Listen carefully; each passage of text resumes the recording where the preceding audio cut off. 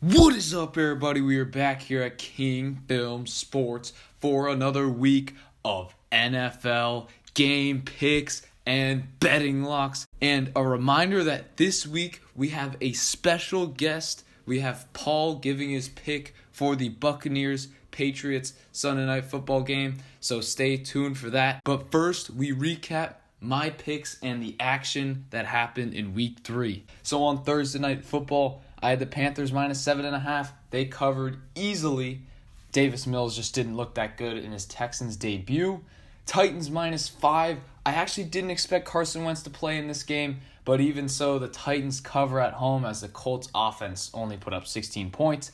Then Saints money line, great value, plus 140, worked like a charm as Mac Jones looked pretty bad against the Saints defense and Jameis played well enough to give the Saints the road victory.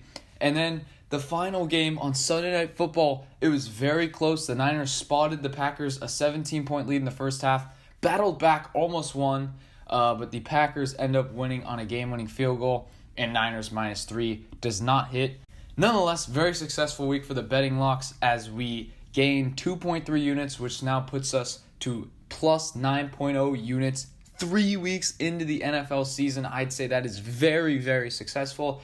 And then for the game picks, wasn't as good as week 2, wasn't as bad as week 1. Just kind of an average week at 10-6, so 31-17 overall on the game picks. That is not too bad in my opinion. And now we get on to the action in week 4 of the NFL. So here on Thursday night, we have the struggling Jaguars at 0-3 going to the Bengals, who have actually been pretty surprising at a 2-1 mark.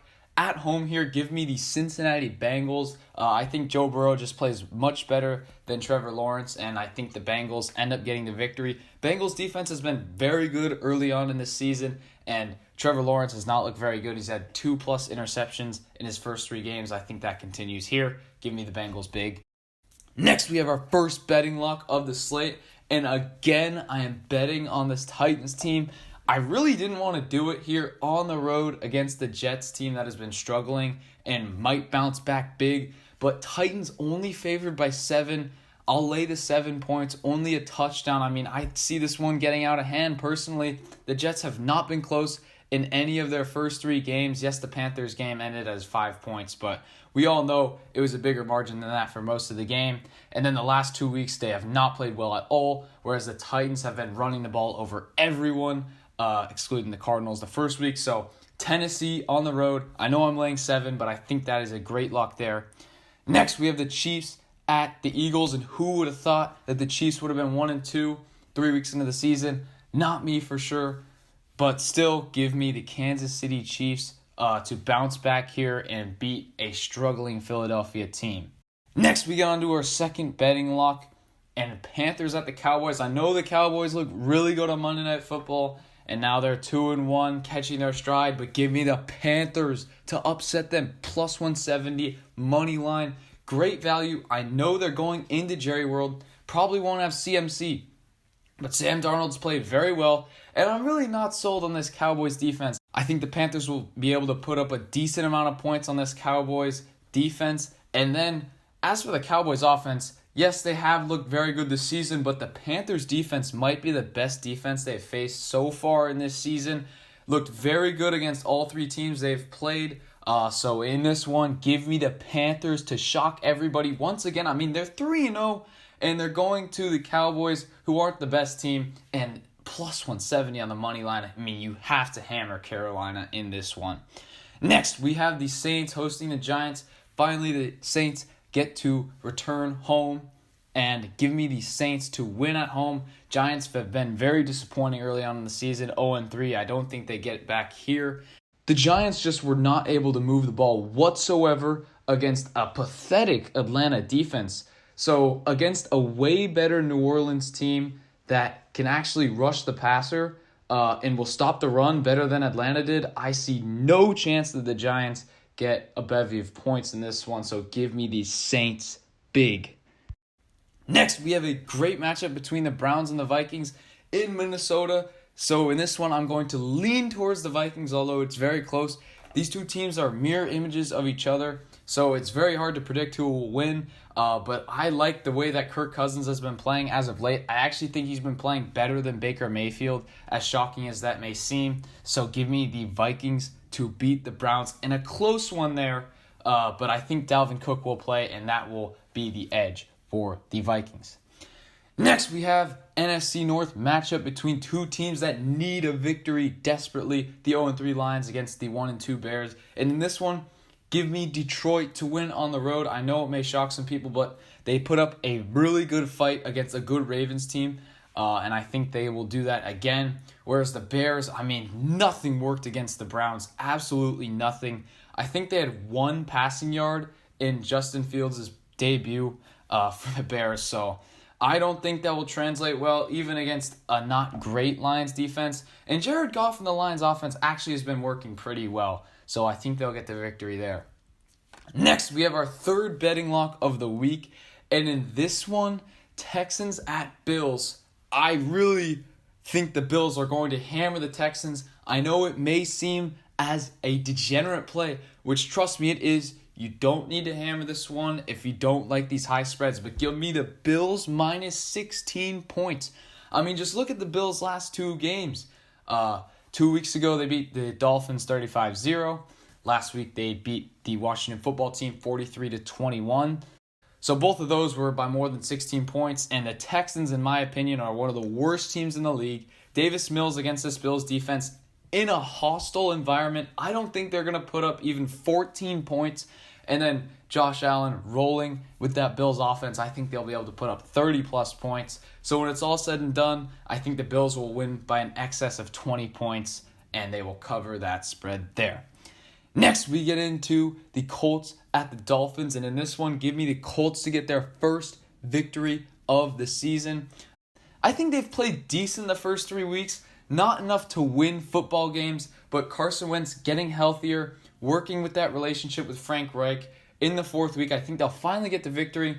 And when it comes down to it, I really think that Carson Wentz is just a better quarterback than Jacoby Brissett, and I think they'll be able to get it done in Miami.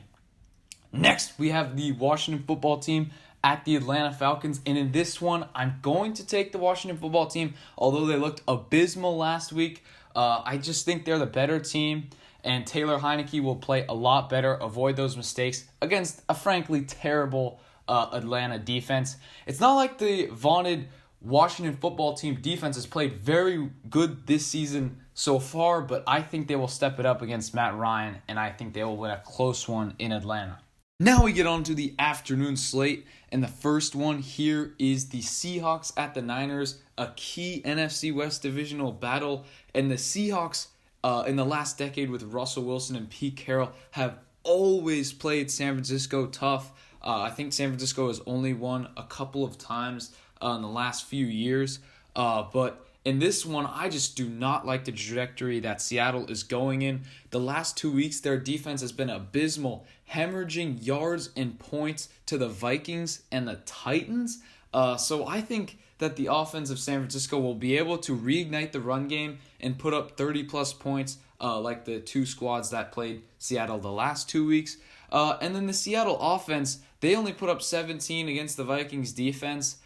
I don't know about the health of Tyler Lockett.